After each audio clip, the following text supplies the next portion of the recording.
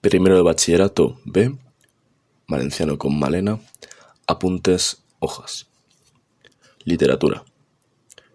Los orígenes de la literatura, trobadors, joglars i poetes. En el cas de la literatura catalana, els orígens són tardans en relació a d'altres literatures romàniques. No trobem una literatura escrita en català fins a la segona meitat del segle XIII. Això no indica que no hi haguera una literatura catalana oral, però no ens consten textos. En 1137, amb la unió de la Corona d'Aragó i els comtats catalans, es forma la Corona catalano-aragonesa. Els senyorius occitans havien sorgit de la desmembració de l'imperi carolingi i es diferenciaven del regne francès del nord. Entre aquests senyorius i els comtats catalans hi havia unes fronteres poc delimitades, una política d'aliances i unes relacions culturals clares. La societat feudal, pròpia d'aquesta època, es caracteritza pel vassallatge, la divisió de la terra en senyorius, l'economia de subsistència fonamentalment rural. Les primeres obres poètiques d'autors catalans empraven el romanç provençal o occità. Aquest fet s'explicava pel prestigi que havia assolit la lírica trobadoresca en provençal, per la proximitat geogràfica i lingüística entre Occitània i Catalunya, i per les relacions polítiques i culturals que mantingueren fins a 1213, any de la batalla de Muret, en què la Corona d'Aragó perde els dominis territorials que tenia Occitània. La poesia trobadoresca nasque a Occitània, actualment sud de França, a la primera del segle XII i perdura arreu d'Europa més enllà del segle XIII, arrelada en una visió del món pròpia de la societat feudal. Hi ha un acord a considerar que la segona meitat del segle XII és l'època clàssica de la poesia trobadoresca. És en el context de les corts feudals medievals de la segona meitat del segle XII, en què cal entendre les característiques de la fina amors o l'amor cortès. La convenció amorosa en la lírica cortesana presenta un triangle amorós, en el qual el marit és el gelós, ja que el matrimoni, per causa de la realitat social de l'època, era un matrimoni de convivència. La convenció amorosa en la lírica cortesana presenta un triangle amorós, en el qual el marit és el gelós, ja que el matrimoni, per causa de la realitat social de l'època, era un matrimoni de conveniència. El trobador, hom, és el vassal de la dama, midons, i entre tots dos, sempre de manera secreta i tot evitant els lauxengers, es produeix una relació que passa per diversos moments d'intensitat: fenedor, tímid, pregador, suplicant, entendedor, amador, tolerant. Druts, amant. El secretisme de l'amor s'evidencia en el senal, mot o sintagma que amaga el nom de la dama estimada. Pel que fa als termes, trobador, joglador i poeta remeten a realitats diferents. Així, els poetes són aquells que fan literatura en llatí, mentre que els trobadors la plasmen en vulgar i els joglars d'extracció social humil reciten oralment amb la música les composicions dels trobadors. Habitualment no eren els propis trobadors qui recitaven o cantaven les seues composicions, sinó que aquesta era una faena encomanada als joglars. Podríem dir que el trobador era l'autor i el joglar l'intèrpret. Hi havia joglars que realitzaven activitats molt diverses, des de cantar els temes dels trobadors a fer jocs de mans, acrobàcies, etc. El públic a qui anava adreçada la composició marcava estil de l'autor. Es poden distingir dos estils ben diferenciats, el trobador leu i el trobador clus. El primer busca fer-se entenedor i adopta formes d'expressió senzilles i planeres. El segon presenta dues varietats, la pròpiament dit clus, caracteritzat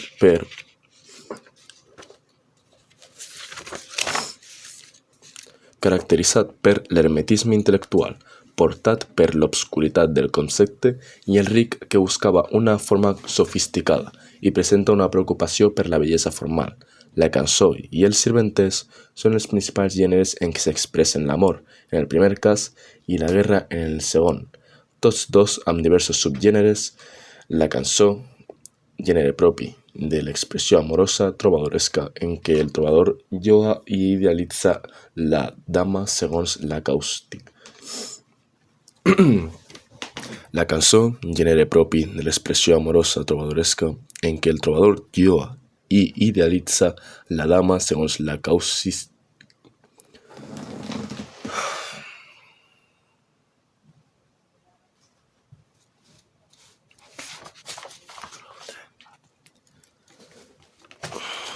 La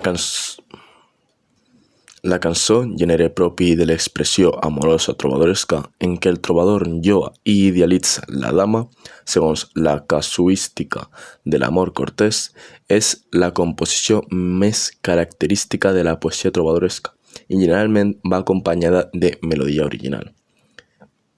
El sirventès és una poesia d'atac personal, d'exposició d'idees moralitzadores. Sol servir-se d'una melodia existent i coneguda per tal de fer més efectiva la seva difusió. La pastorel·la explica la trobada al camp d'un cavaller i una camperola que vigila el ramat. Suposa l'encreuament dels dos estaments, el nobilari i el poble pla. L'alba descriu el comiat de dos amants que s'han de separar després de passar la nit junts. El plany és una composició destinada a lloar algun personatge una vegada aquell ha mort i això en forma de lament. La dansa i la balada són composicions destinades a ser ballades i es caracteritzen per l'ús del refrany, els versos que es repeteixen al final de cada estrofa. Hi ha uns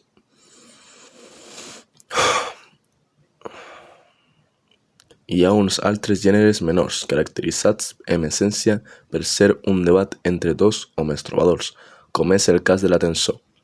Tota aquesta poesia ens ha arribat a través de cançoners, que inclouen fins i tot la composició musical. Solen ser posteriors a les composicions del segle XIII i XIV. Alguns d'aquestes cançoners apareixen davant l'obra literària, les vides síntesi de la biografia de l'autor, fetes a posteriori pel mateix copista, del discutible veracitat històrica generalment i les raçons, una mena de justificacions o comentaris del poema. Es conserven les obres d'uns 350 autors, 25 dels quals són catalans. Guillem d'Aquitània és el primer trobador català conegut. Marc Cabrú, representant del trobador Clus, Pere Roger, el trobador Leu, però d'entre els 25 trobadors catalans coneguts que hi ha, cal remarcar 3 noms: Guillem de Berguedà, Guillem de Cabestran i Cerveri de Girona. Guillem de Berguedà. Les 31 poesies conservades del trobador atestat des de 1143 ens presenten un personatge bel·licós, amb molts enemics, entre ells el rei Alfons, el trobador. Fins i tot va arribar a assassinar Ramon Folc de Cardona, un important cavaller català. Escriu principalment sirventesos, molts dels quals es poden agrupar en cicles: contra Pere de Berguedà, contra el bisbe de d'Urgell i contra Pons de Mataplana. En el seu poemari predominen l'odi i la passió. La seva cançoneta, Leu e plana, un atac personal contra Pons de Mataplana, contrasta amb el to de Consirós cant e planc e por, un plany per la mort del mateix marquès, protestament sincer i un plany per la mort del mateix marquès, pretesament sincer i dolgut. En línies generals, la poesia de Berguedà busca la immediatesa de l'atac i la sàtira, i no s'hi han de cercar excessos formals o complicacions retòriques. Sobre el trobador Guillem de Cabestany, fins del segle XII hi ha poques notícies històriques. Apareix documentat en la batalla de les Navas de Tolosa, circumstància en què sobre el trobador Guillem de Cabestany, finals del segle XII, hi ha poques notícies històriques. Apareix documentat en la batalla de les Navas de Tolosa, circumstància que el situa en la primera meitat del segle XII. No podem No podem saber si la llegenda que s'explica en la seva vida respon a un fet real o no. Les seves composicions, 7 d'atribució segura i 2 de dubtoses, pertanyen al gènere de la cançó, amb una veu personal i pròpia, tot i que en uns paràmetres formals que podem relacionar amb el trobador Leu, no hem d'oblidar que la poesia amorosa de Cabestany s'elabora dins la més estricta tradició cortesa, cosa que comporta un cert grau de complexitat retòrica. Cerveri de Girona, contemporani de Ramon Llull, tanca en la segona meitat del segle XIII el període més fecund de la lírica trobadoresca. Viu durant els regnats de Jaume I, Pere el Gran i Jaume II. I viatja sovint per la península ibèrica. Conrea gairebé tots els gèneres i modalitats de la lírica trobadoresca i alhora actua. Cerveri de Girona, contemporani de Ramon Llull, tanca en la segona meitat del segle XIII el període més fecund de la lírica trobadoresca. Viu durant els regnats de Jaume I, Pere el Gran i Jaume II, i viatja sovint per la península ibèrica. Conrea gairebé tots els gèneres i modalitats de la lírica trobadoresca, i alhora actua amb un cert experimentalisme i amb molta originalitat, cosa que es pot endevinar en alguns títols dels seus poemes, dansa sirventès, baladança, etc. En conservem 114 poesies, 5 narracions en vers i un conjunt de proverbis signats com Guillem de Cerverà des de 1259. Es daten algunes poesies i la seva producció arriba fins 1282. Va ser joglar de Jaume I i del seu fill Pere, condició des de la qual va ser promogut a altes esferes. Jaume I li dona terres al Gironès. La seva obra és extensa i variada en gèneres i en formes. Recupera lírica popular. Vegeu la seva vidadeira. Escriu pastorelles, albes, danses, cançons, planys, balades, sirventesos polítics, en els quals manifesta la seva independència de criteri i poesia moral. Empra tots els estils i gèneres i arriba en molts casos a l'experimentació. Vers estrany. Respecte a les trobairits, són autors de poesia culta femenina. Es conserven uns 41 poemes de 18 autors coneguts. Això a banda de les poesies anònimes. Algunes de les més conegudes són Tibors, Assalais de Porcaires, la comtessa de Dia, pot ser dona de Guillem de Poitiers, Maria de Ventadorn, muller de Guillem de Ventadorn, etc. Els trobadors que hem vist ací i que escriuen en occità constitueixen la primera anhela de l'evolució de la poesia catalana, cap a la lírica del més cèlebre poeta català de l'edat mitjana, Ausiàs March, qui ja escriu la seva obra exclusivament en català. Vamos a dar esto.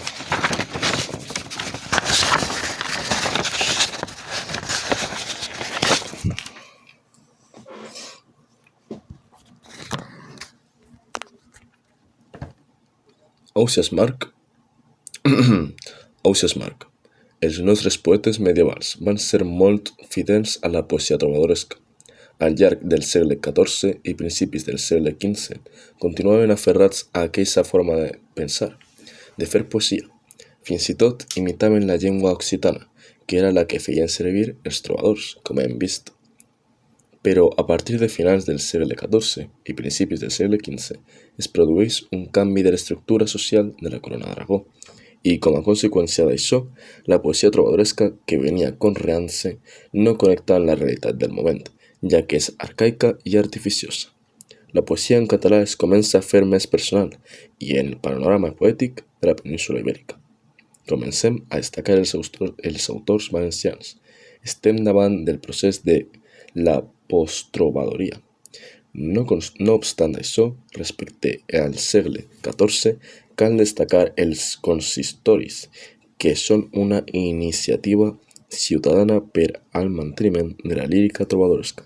La diferència amb la poesia trobadoresca és que ja no hi ha darrere una cort literària, i a més la poesia va sacralitzant-se, és a dir, perd el component lactitzant. Una mostra n'és el Consistori de Tolosa, 1323, que promou la codificació literària amb tractats poètics de versificació, de lingüística i de retòrica.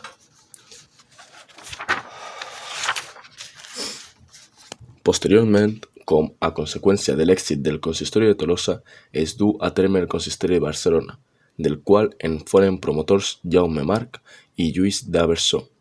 Si ens centrem en la lírica del segle XIV, hem de referir-nos en primer lloc al Cançoneret de Ripoll, redactat a mitjan segle XIV. Està format per 18 poesies que acompanyen un tractat poètic, el de Jofre de Foix, i uns breus apunts sobre prosodia, anònims. En segon lloc, destaquen també en el segle XIV una sèrie d'autors italianitzats, com Andreu Febrer o Gilabert de Proxita. D'altra banda, a l'inici del segle XV, al Regne de València comencen a insinuar-se maneres noves de concebre la poesia, amb influències de la literatura francesa, italiana, de Petrarca sobretot.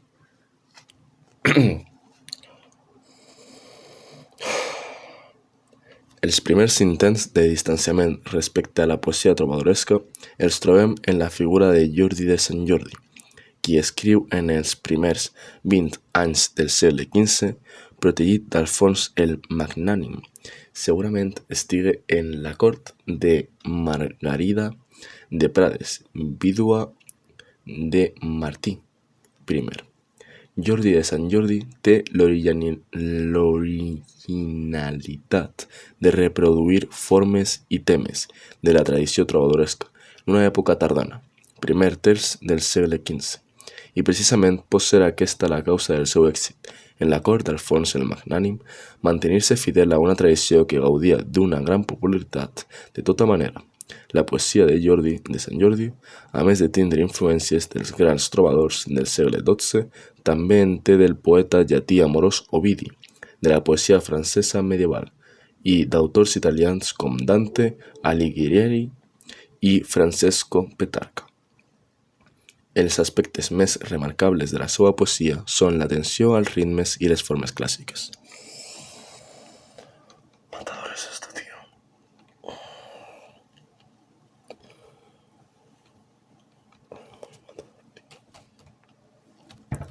Malgrat tot, qui ompli brillantment el panorama líric en català de la primera part del segle XV és Ausiàs March.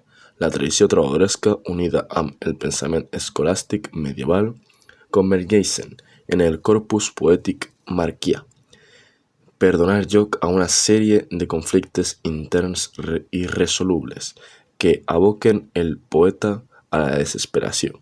La dificultat dels conceptes relacionats generalment amb el pensament cristià i influïts per les receptes morals difoses en la predicació concorda amb un vers eixut, sense musicalitat.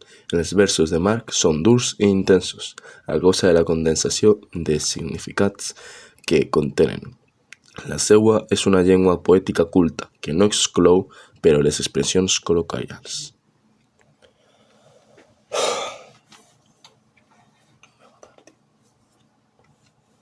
Algunes investigacions recents retarden al 1400 la data de renaixement del poeta.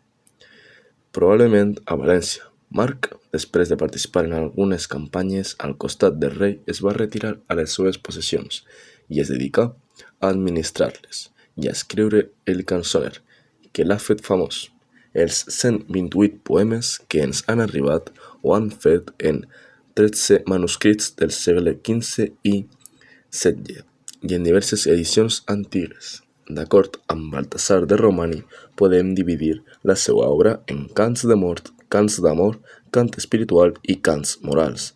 Els poemes de la primera part del corpus són aquells que revelen una herència trobadoresca, més gran en el fons i en la forma. Són els cants dedicats al tema d'amor i que també contenen reflexions filosòfico-morals. Al voltant d'aquest, bona part dels cants d'amor contenen un senyal al final del poema, la qual cosa permet dividir-los en cicles temàtics. Plena de seny, llir entre cards o folla amor, amor, amor i món darrere bé.